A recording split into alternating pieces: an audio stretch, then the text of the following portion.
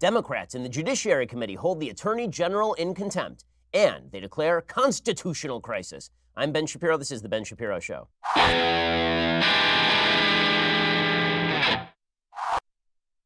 Man, for being in the middle of a constitutional crisis, it's kind of a nice day, right? Like, it's okay outside, nobody's killing each other in the streets, doesn't seem a lot of civil war happening.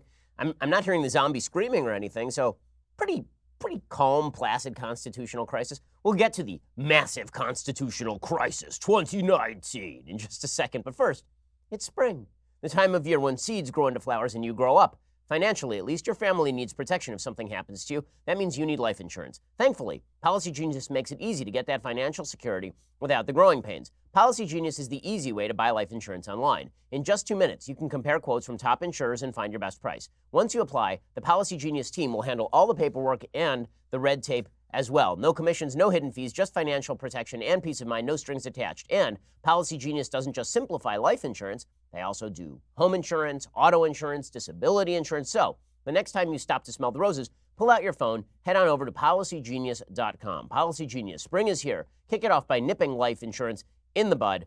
Be a responsible human. Be an adult. You don't want to leave your family bereft and without any source of monetary revenue if you should kick the bucket. So make sure that you go over to Policy Genius right now. Check it out. It only takes a couple of minutes to get competing rates. And then buy yourself some life insurance and make sure your family is taken care of. PolicyGenius.com. Go check it out right now. PolicyGenius.com. Okay, so the big story of the day. The Democrats moving forward with their contempt charges against Attorney General William Barr. Now, one of the problems with this contempt charge is that it's really stupid. So as David French, the legal analyst at National Review, pointed out yesterday on our radio show, David French pointed out William Barr originally had no obligation to turn over any of the Mueller report. He decided to turn over virtually all of the Mueller report. In fact, when I say virtually all of the Mueller report, Jack Crow over at National Review reports that top Democrats now have access to all but 2 full and 7 partial lines of Robert Mueller's obstruction report. He says, as congressional Democrats prepare to hold Attorney General William Barr in contempt over his supposed lack of transparency, it's worth remembering he has made available to top Democrats the entirety of Volume 2 of the Mueller report, save for 2 full and 7 partial lines, which were redacted to protect grand jury secrecy in keeping with federal law. In order to provide lawmakers with greater transparency into Special Counsel Robert Mueller's investigation, the Department of Justice placed a less redacted version of his report in a secure room on Capitol Hill and granted access to that room to congressional leaders of both parties, as well as the chairman and ranking members of Intelligence and Judiciary Committees in the House and Senate.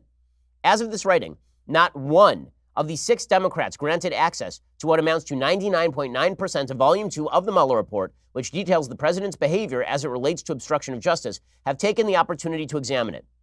So just to get this straight, they have now made available to top Democrats the entirety of the Mueller report, with the exception of 2 full lines in 448 pages, 2 full lines, and 7 partial lines. Not one Democrat has done this, and they can. They have the option to do so.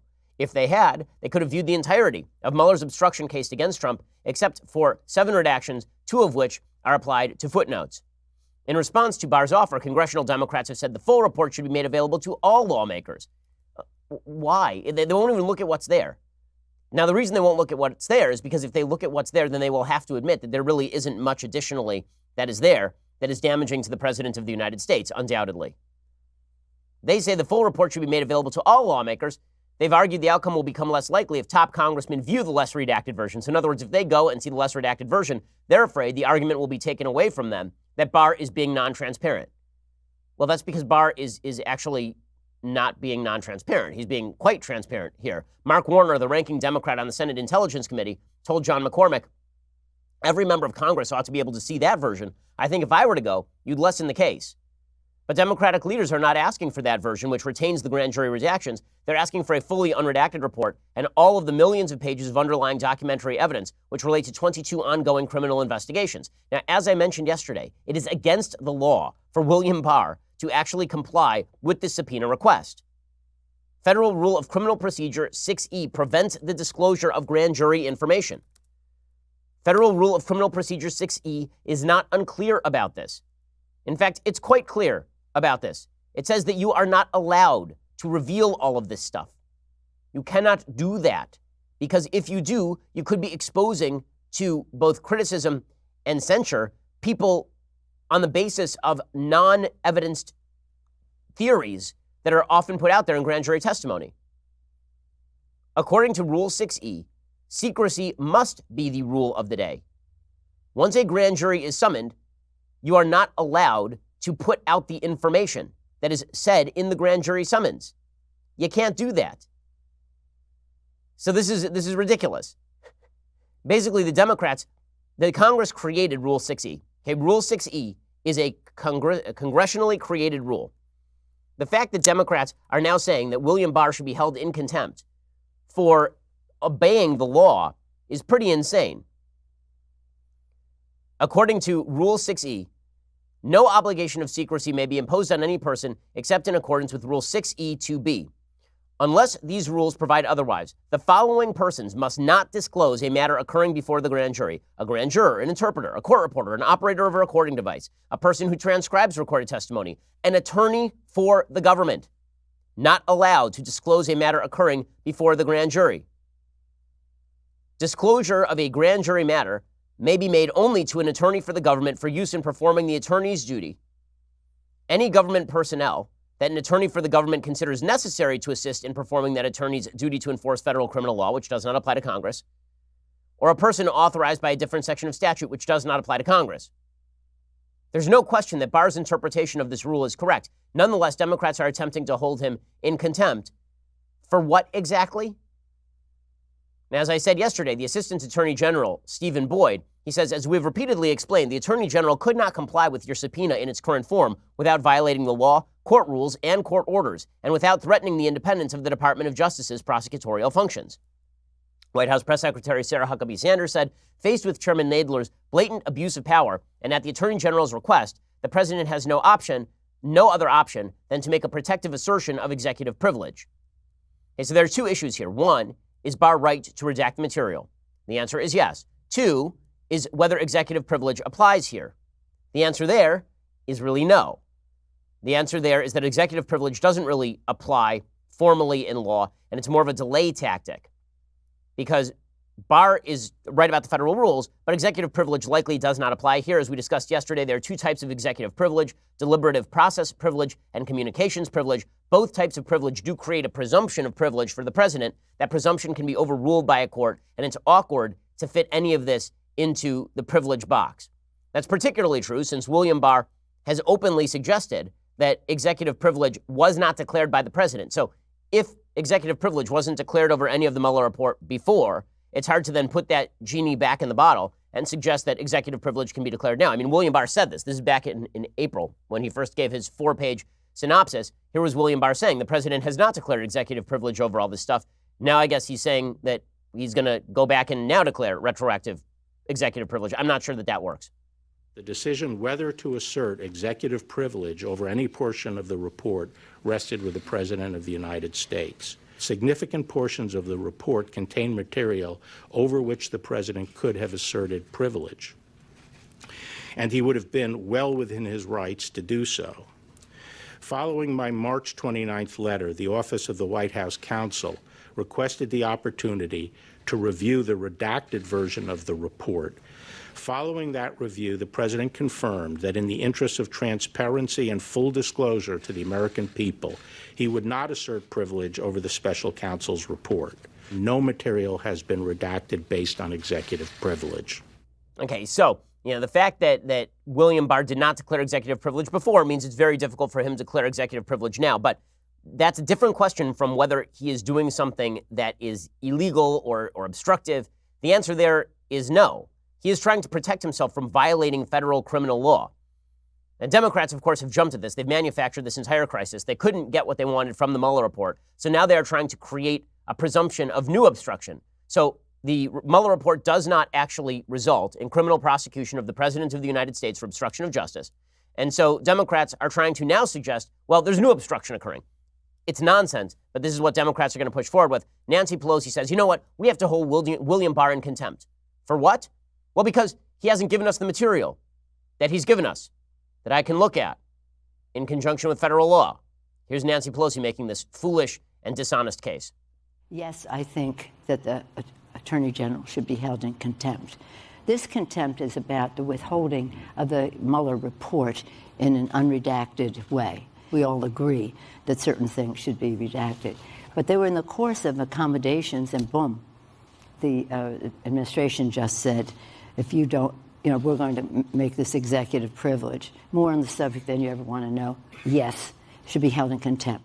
Okay, so this, of course, is a completely manufactured crisis. Nonetheless, Democrats are looking for a manufactured crisis so they can suggest that Trump is breaking all of the institutional rules.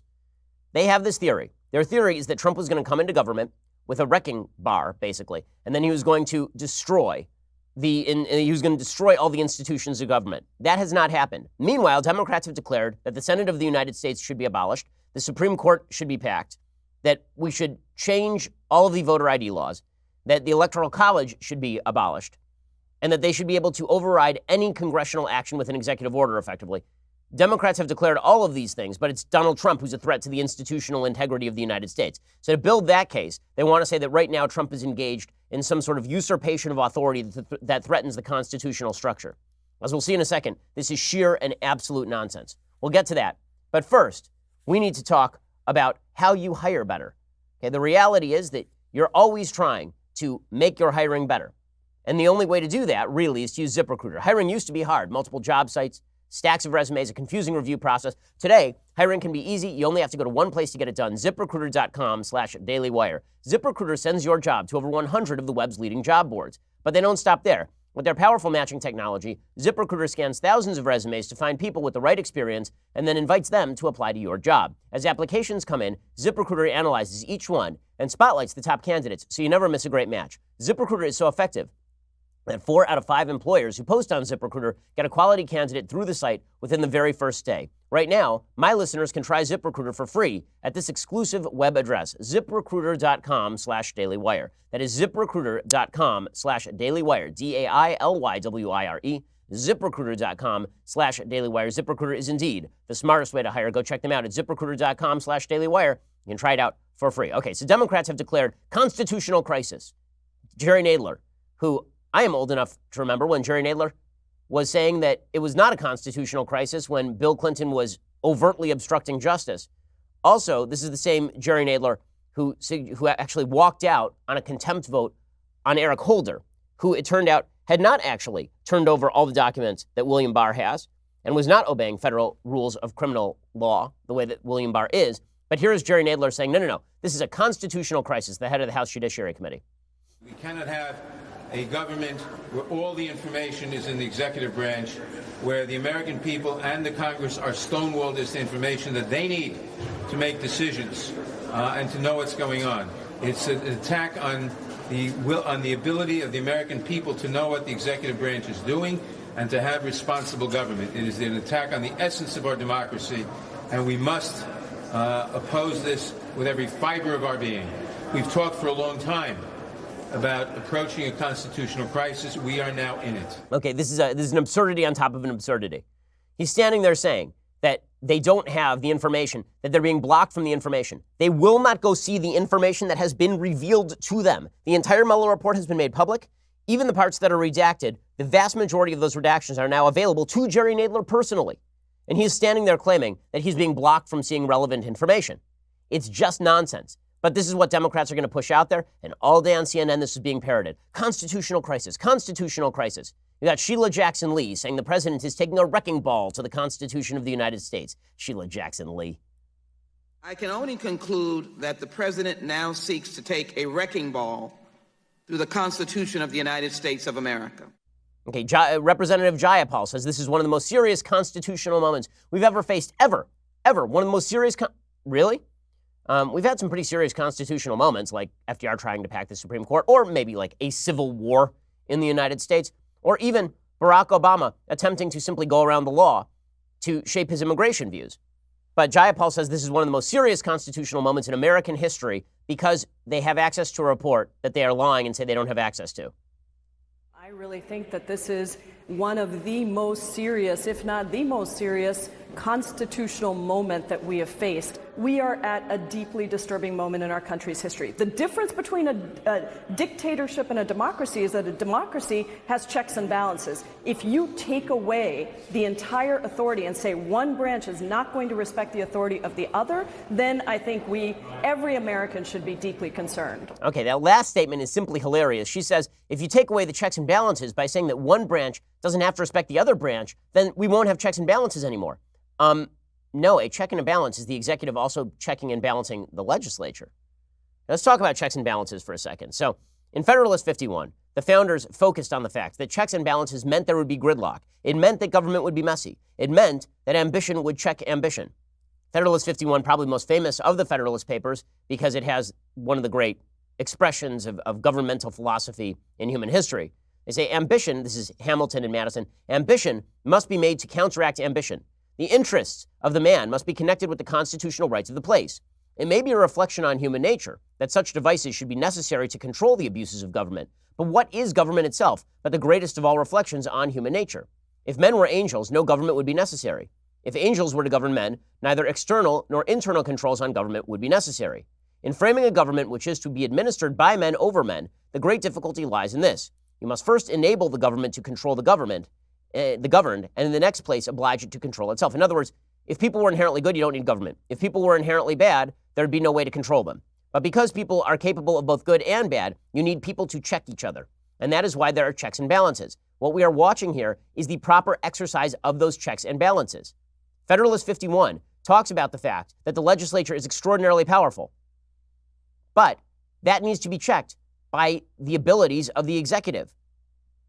They say that you need a powerful executive, an executive powerful enough to be able to check the legislature. The legislature has its own independent investigative powers. So when they say that all of the information in grand jury proceedings pursued by the executive branch should be open in violation of the federal rules of criminal law to the Congress, what they are really doing is manufacturing a crisis and then declaring that President Trump is a dictator for exercising his normal powers. Now, again, executive privilege is not properly applied here, but the fact that this is even an issue in the first place is truly ridiculous.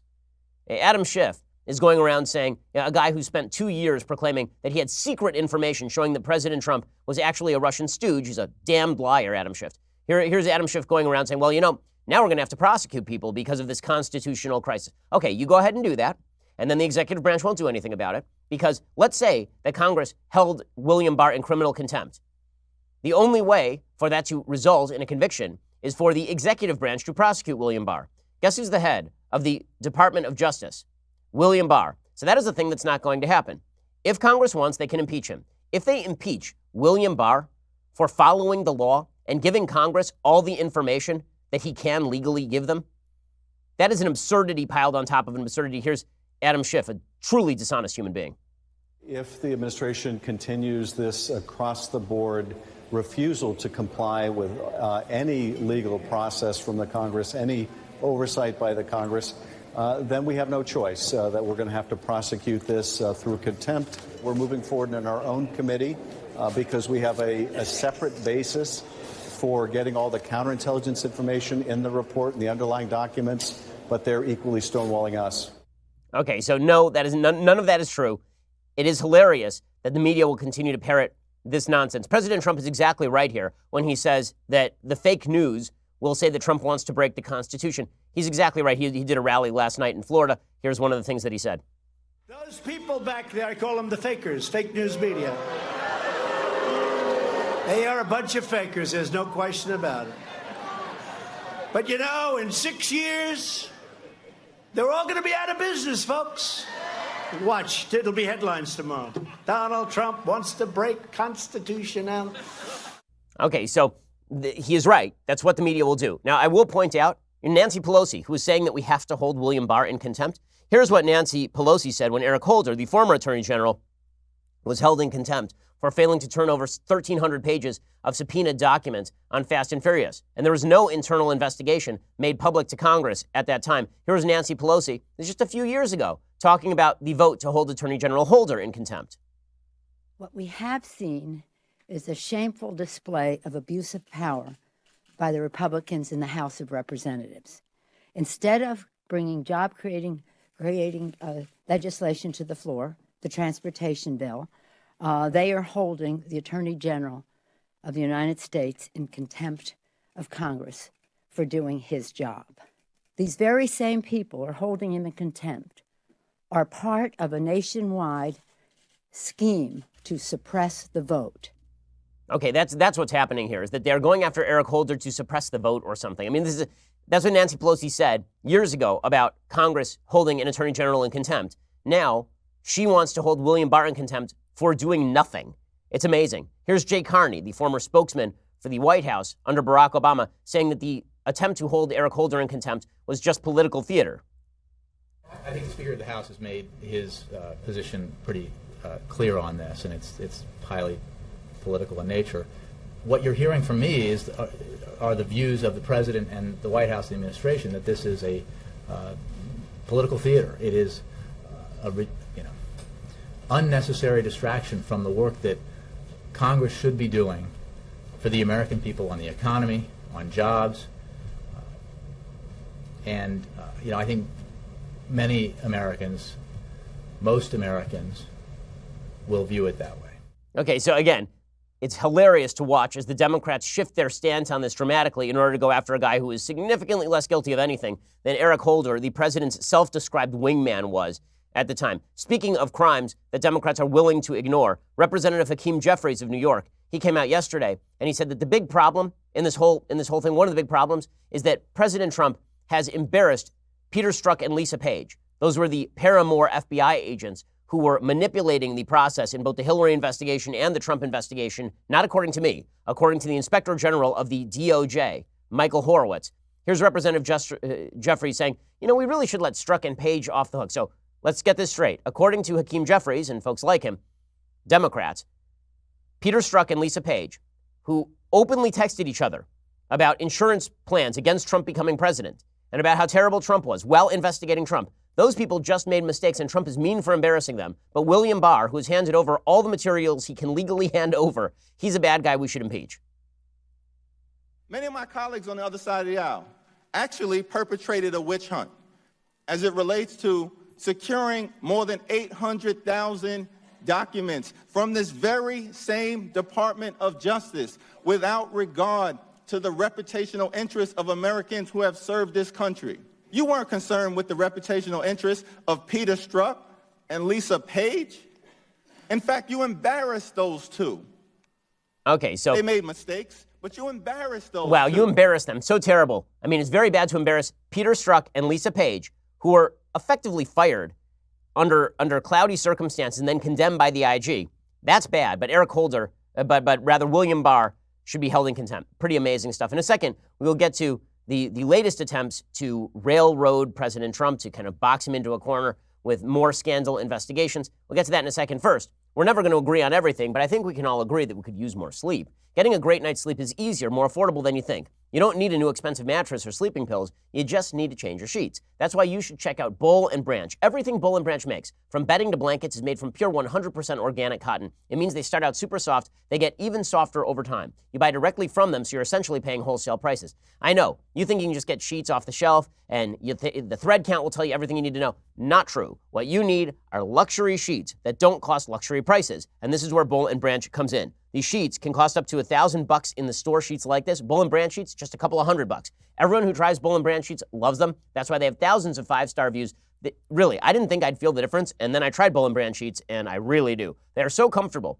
3 former U.S. presidents sleep on Boll & Branch sheets. Shipping is free. You can try them for 30 nights. If you don't love them, send them back for a refund, but you're not going to want to. In fact, they're so good, I got rid of all the other sheets in my house and only have Boll & Branch at this point. To get you started, right now, my listeners get $50 off your first set of sheets at bollandbranch.com, promo code Ben. Go to bollandbranch.com today. $50 off your first set of sheets. That's BOLL and branch.com, promo code Ben. bollandbranch.com, promo code Ben. Okay, so meanwhile, the attempts to go after President Trump for scandals continues, even though there's really not a lot of evidence of scandal. So, for example, the New York Times today is going after President Trump over his tax returns again.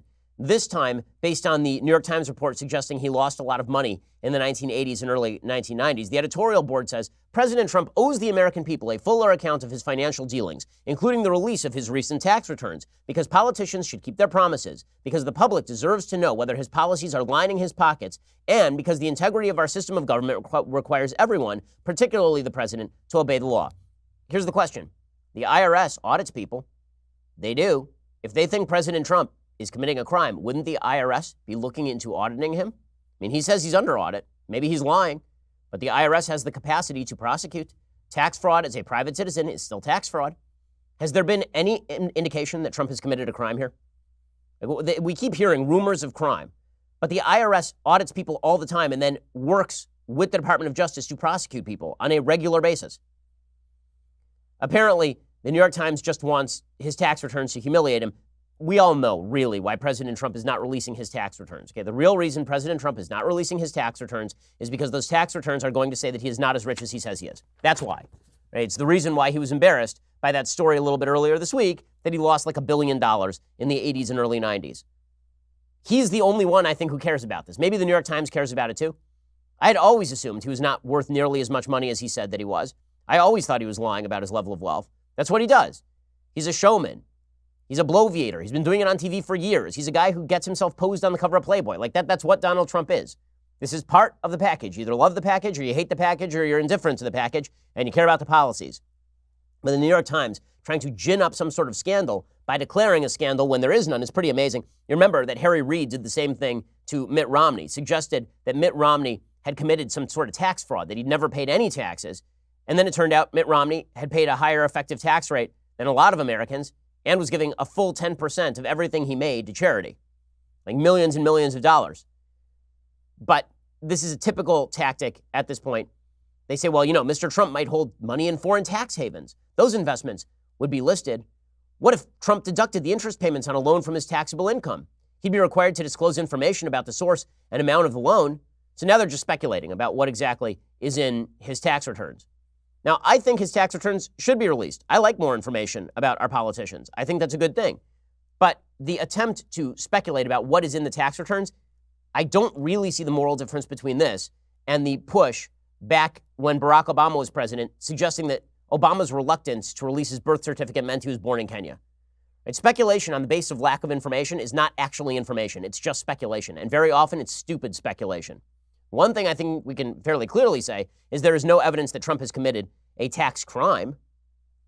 Right? Here's the New York Times. This is the editorial board of the New York Times. The returns also could help to clarify whether Mr. Trump continues to cheat on his taxes. We have an entire service. It's called the Internal Revenue Service that does this sort of stuff. It's pretty incredible. But I guess that they are sort of relegated to trying to dig up crimes because the Mueller report did not give Democrats precisely what they wanted. Meanwhile, the Senate Intelligence Committee has subpoenaed Donald Trump Jr. According to the Associated Press, the Senate Intelligence Committee has subpoenaed Trump Jr. by calling him in to answer questions about his 2017 testimony to the panel as part of its probe into Russian election interference. That's according to two people familiar with the subpoena who discussed it on condition of anonymity. Unclear if Trump Jr. will comply with the subpoena. A person close to the president's eldest son said Wednesday he has continued to cooperate by producing documents and answering written questions.